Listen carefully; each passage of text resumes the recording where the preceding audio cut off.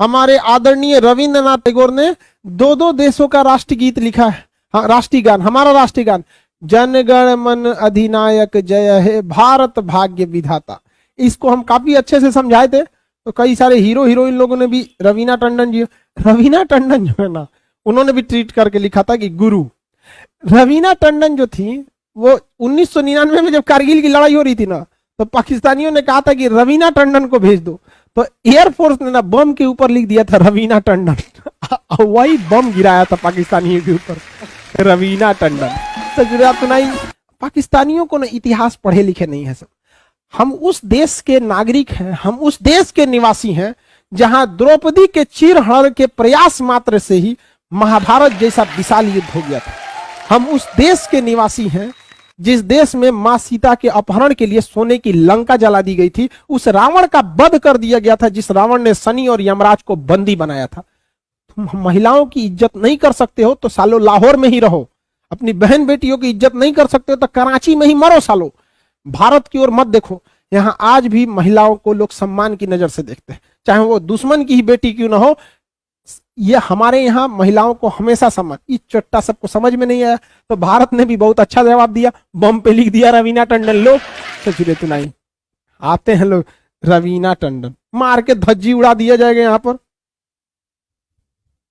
ठीक किया कि नहीं किया? तो जब परमाणु बम पे भी लिख देना चाहिए। लो, ये देखो तमीज होना चाहिए कि नहीं होना चाहिए। आप लड़ाई लड़ रहे हो, बॉर्डर पे लड़ाई लड़ो ना, आप इसमें बहन बेटियों को क्यों घसीट लाते हो?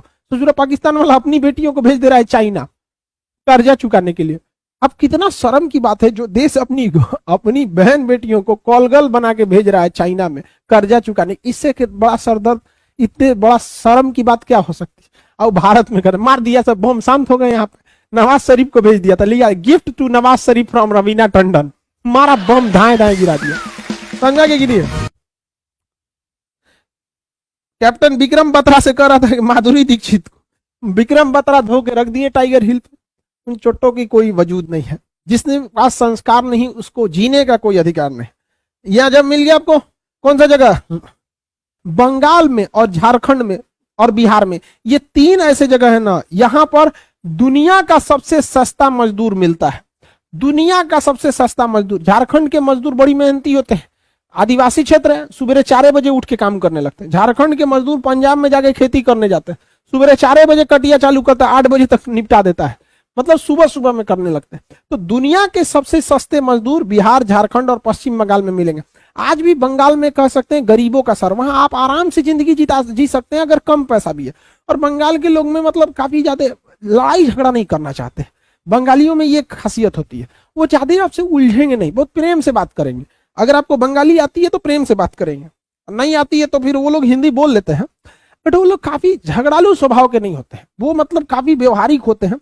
आपसे जमता है तो ठीक है, नहीं जमेगा तो भालो भालो कह के चले जाएंगे, अपना जाओ। समझा गया कि नहीं? उलझते नहीं है। हमेशा याद रखिएगा, उलझने से आपका विकास रुक जाता है। उलझने वाला परंपरा हमारे यहाँ बिहार में मिलेगा, तनी तनी बात पे उलझ जाता है। ये सब नहीं।